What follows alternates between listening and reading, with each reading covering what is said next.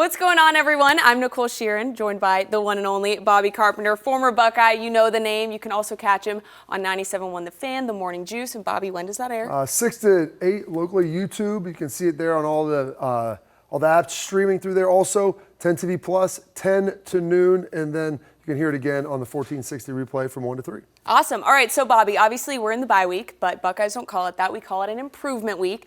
7-0 on the season. So I want to start off, and I kind of want to do a midseason report card with each position group. So let's start off on the offensive side of the ball. Let's start with the wide receiver room. Obviously, those guys have been proving every single Saturday why they deserve to be the best receiver room in the country. What would you grade that group? Yeah, I think you'd probably have to give that group an A. They've been absolutely tremendous. You look, Jeremiah Smith has been really good. He's been as advertised. People said, hey, he isn't even catching enough balls, even though he's still near the tops in the nation. Carnell Tate has been absolutely tremendous.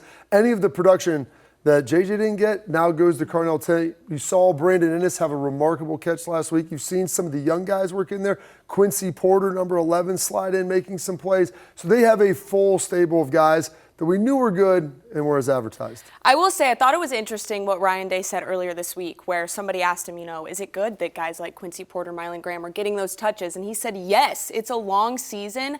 Carnell, Jeremiah, Brandon Ennis, they need those younger guys to come in, relieve some of that, game stress, reps, all that sort of stuff. So it was fun to see those guys go out there against Wisconsin.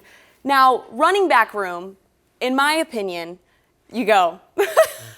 It's one of the rooms that I think is not necessarily struggling, but they're not as strong as some of the other groups. They have their moments, but I think a lot of people are comparing them to what Quinshon Judkins and Trey Henderson did last year. So what would you grade that group? So those two guys were both drafted very near the top of the second round, two of the highest drafted backs in all of college football from last season. And so this I would call a little bit more of a work in progress. Mm-hmm. What we thought was going to be the rotation at the beginning of the season with James Peoples probably being the primary back, C.J. Donaldson working in there, short yardage situationally. That's kind of started to move. You've seen the emergence of Bo Jackson, who started to look really good, been kind of a home run guy. You watched him slide through there, be able to make some big plays.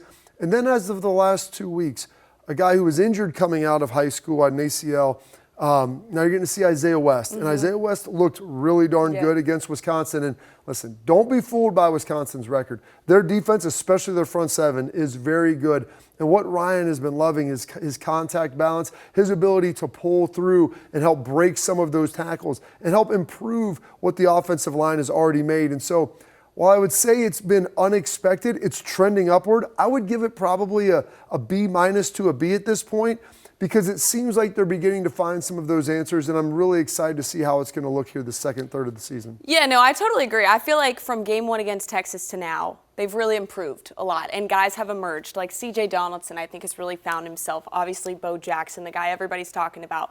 But you bring up Isaiah West. I think it was like, welcome to the show against Wisconsin, because like you said, he was dealing with some injuries out of high school. But that is a kid who just really kind of had a coming out party. I mean, what was it, 70 rushing yards against Wisconsin? That's a great stat. He's a young kid. I think this running back room is stacked, and we talked about it at the beginning of the year that when Coach Locke recruits, each guy in that room has a different skill set that they tap into. And I think when you look at that group, you really see that. So I'm only expecting it to go upwards, but I agree with your B- range. Definitely on the offensive side, I'd put them towards the bottom. Now, I want to go to the tight end room. Yeah. Because I feel like, we've talked about Max Clare and what impact he was going to have this season. What are your thoughts on what they've looked like so far? I think they've been great, and you've looked at them in a variety of roles. And I know Keenan Bailey takes a ton of pride in their ability to block, and so there's times out there where we've watched 5 tight ends on the field. You start talking about getting Roberts out there, Jelani Thurman, Christian Bennett, Christian, I don't know, where's the comma in there? Everybody joke. He's a great kid, though. Great young man. Will Kazmarek, who has kind of been the forgotten guy. We saw him catch a touchdown pass, obviously, against Wisconsin. But Max Clare was the guy who was supposed to come in and garner all of these touches. And I think everybody realized he wasn't going to have the same production he had at Purdue, just simply due to the fact there's a lot of other weapons here. But he came to Ohio State because he wanted to win and be part of an elite offense. And so you've watched him now as you've seen the doubles go to J.J. Smith on the outside and sometimes Carnell Tate. He's had those 5-6 catch games over the middle, moving the chains. He'll continue to make some big plays as this season goes on. But I would give that position group probably a B+ or A-. They have been what they've expected to be. and they've got a full complement of guys that have been contributing. I will say I'm very excited to see Max Clare go against his former guys. I always love a game like that where they go against the former guys and they play Purdue, so that'll be exciting. Now, I want to go to the O-line. This is a group that I feel like never gets enough love, never gets enough chatter. We like to talk about them, but a lot of other people don't. Coming into this season, I had said that this was probably the best offensive line group Ohio State has had in a really long time. What are your thoughts? I think so, because a lot of those guys got that great experience towards the end of last season in that playoff run. And so now they're just trying to develop these guys a little bit more. Austin Servold has been terrific at left tackle. You look at the left guard with Luke Montgomery really coming into his own. You look at Carson Hinsman, he's played really, really well. Right side, they've still been trying to figure that out a little bit. Phillip Daniels has been pretty good for the most part, playing at that right tackle position. The right guard, they're working through some things. Tegra Shabola has played well, looked really good at the end of last season, and they started working Padilla in a little bit more of just trying to figure out what's that best fit, how do they really work together, are they good against some things, not against others, and trying to figure out what that rotation or maybe who's going to be that permanent guy down the stretch. They did this last year. It helped get the most out of Tegra Shabola. We'll see if this can happen again this season. Yeah, and Coach Day said that Tegra hasn't even played some of his best football yet, so I think we're going to see him definitely make a jump in the second half of the season. Obviously, those guys know how to do one thing, and it's protect their quarterback. So we got to talk about Julian Sayin. Now, I know there's been a lot of chatter about he needs to be at the top of the Heisman list. Yes, he does. I don't understand why. Let me tell you the biggest problem with that. What? Why? Is because Julian makes it look so effortless. I know. It doesn't look all that difficult. Nicole, he's such a cool operator in the pocket. And for a redshirt freshman, that was my biggest concern. Mm-hmm. Would he able to be the leader that he wanted? Would he be a guy that when things started getting a little muddy, would he be okay? And you need to look no further than Saturday against Wisconsin, scrambling to his left side, resetting his feet, shooting a bullet to Carnell Tate about 30 yards down the field, right where it needed to be. He makes it look so easy. He makes all his layups. He's completing about 80% of his passes. That's why now you've watched him creep up. There was some value with him in the Heisman futures. All of a sudden now I think he's third in most sportsbook, and he's right behind the two leaders. Yeah, and you talk about how he's so poised in the pocket. The play that I keep going back to, of course, the Carnell Tate touchdown, that throw was incredible, catch was incredible. But I watched back that play and that touchdown to Brandon Inniss specifically. The way Julian looked on that play was NFL status, quarterback style play. And I don't think we've seen that a lot from him this season because we haven't seen that kind of offensive play calling a lot this season. I mean, right out of the gate, throwing the ball downfield, using your receivers. I think, and Ryan Day has talked about that a lot of it is they're playing to their opponent, right? But I think we really got to see that on Saturday. And not only was that fun for the fans, it was fun for us to just really see Julian unleash it out there because we all knew he was capable. But I'm curious from your standpoint, are you at all surprised that Julian is where he is now? I'm surprised that he's gotten there this quick. Mm-hmm. I think everybody expected Julian to be a very good player and to be a very, very productive player. Just that he has been this efficient. Nicole, a lot of time you see young guys, they make mistakes. Mm-hmm. And he has been fairly flawless with his execution. It's been pretty darn impressive. And how much confidence do you have that, we've talked about it, it's a long season. They're halfway through the season. How much confidence do you have that a young guy, a rookie quarterback like Julian, is going to have the stamina to make it through the whole year? Oh, here's the best part, is he's a redshirt freshman. So he was part of this last year. He got a chance to experience what that title run looks like, what Will had to go through each and every week. And so I would be concerned a little bit, but there was only two starting quarterbacks that had to go the full distance, Will Howard being one of them. So Julian, he had a shotgun seat to be able to watch it and to know the emotional stamina that you need to continue to play deep into January. All right, I want to switch over to the defensive side of the ball because we talked about how last year's defense was the best. My goodness, I think this year's defense may be even better. I want to start with the defensive line because they had to replace all starters. And look what they've done this year. It's really incredible to watch. It's been amazing. And they've done it rotating guys, moving some guys around. It doesn't look quite like it did last year. Watching Caden Curry, Kenyatta Jackson, K-Mac has been amazing in the middle. But they've moved around. They've shifted a lot. It's been a function of Matt Patricia's defense, Nicole, that has allowed this group to move, bring some linebackers up. Because you could even consider Arvell Reese playing a little bit on the edge almost a function of that D-line. And so this group has played really well, especially for the fact that they lost 4 starters who were 2- and 3-year starters who now are all in the NFL. All of those guys were drafted. That's how good they were. Well, you're around the team a lot. I want to hear your thoughts on Matt Patricia and the kind of impact that he's had on these guys, because we've talked to a lot of them and they say he's a player's coach. It's not just on the field, it's off the field. And I feel like you're seeing that every single Saturday, and I didn't think it ever could get any better, but I feel like every Saturday it gets better and better. I think there's 3 levels to it when you look at it. Number 1, scheme. He's doing a great job with the scheme and building it to the talent that he has. They've got some unique guys. They may be a little deficient here, a little strong here. What does this guy do? What does this guy not do well? Let's try to lean into their strengths. So he's done that with the scheme. The communication aspect, his ability to explain what they're trying to do each and every play, Nicole, is incredibly impressive. And then the relational aspect. Those guys love playing for him because he's authentic, he's genuine, he speaks to his players, he asks for input, and when he asks for it, he's actually going to utilize it. All right, I want to talk about this secondary because 2 shutouts on the year for this Buckeye defense. As you know, that is very hard to do. Shutouts are not easy in college football. And I go back to 4th and 5, the last play of the game against Wisconsin. It's Aaron Scott Jr. with the nail in the coffin. They basically cleared the bench. That, you know, the defense that really never gets to play that much in game-like situations said, we're holding it to a shutout. We're going to finish this thing how we started it.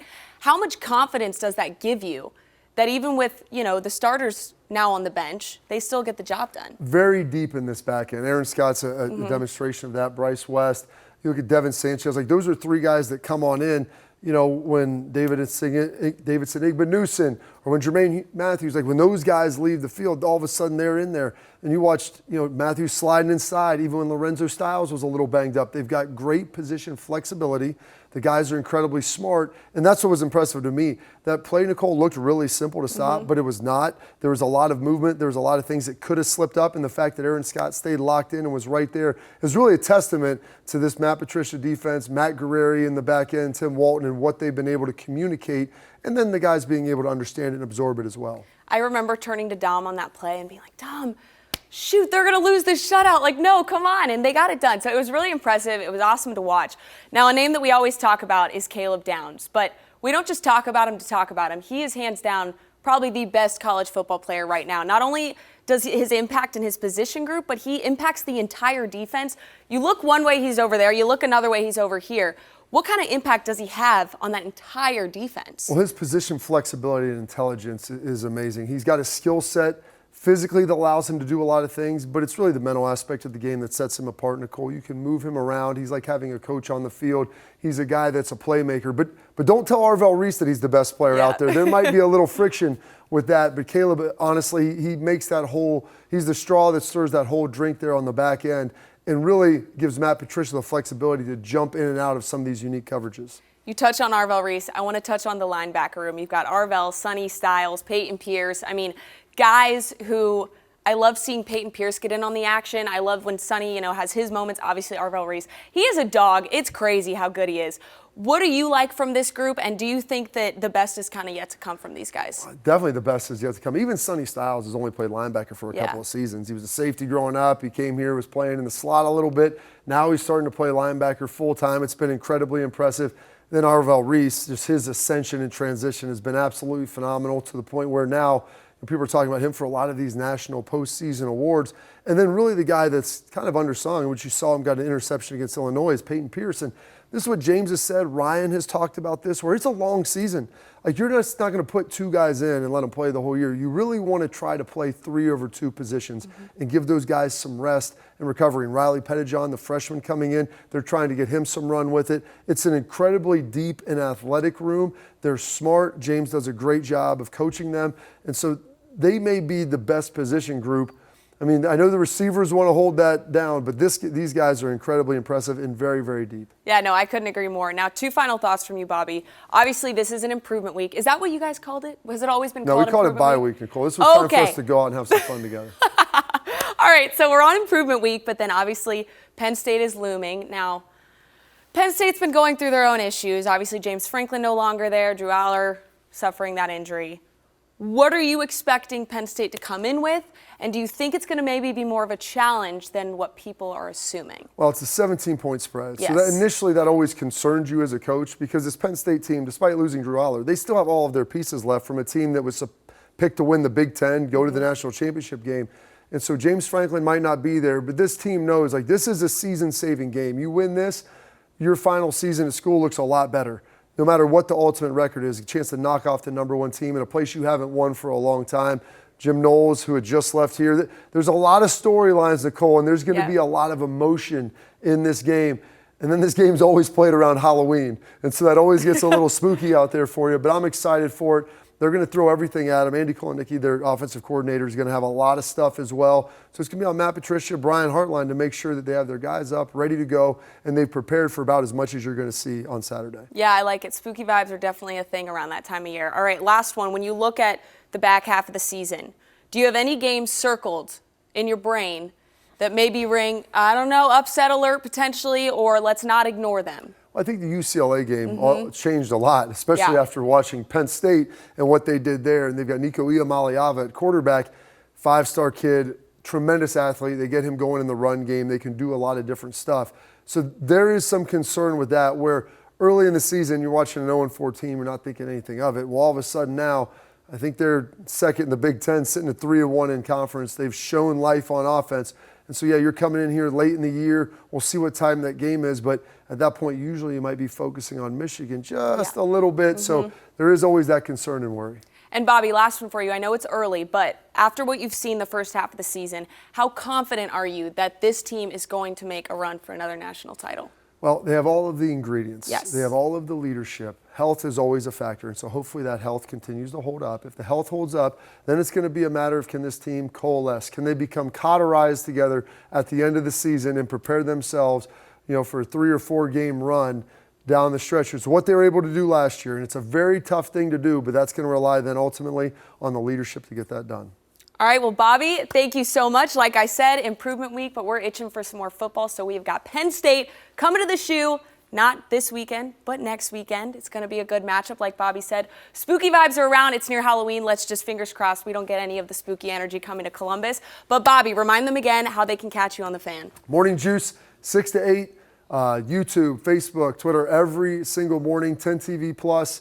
You can see us from 10 to noon and then 1 to 3 as well on 1460 on the AM on the replay. Awesome. Well, Bobby, thank you so much. And like our Dom Taveri always says, keep it on 10 TV Plus, and 97.1 The Fan for all your Buckeye needs.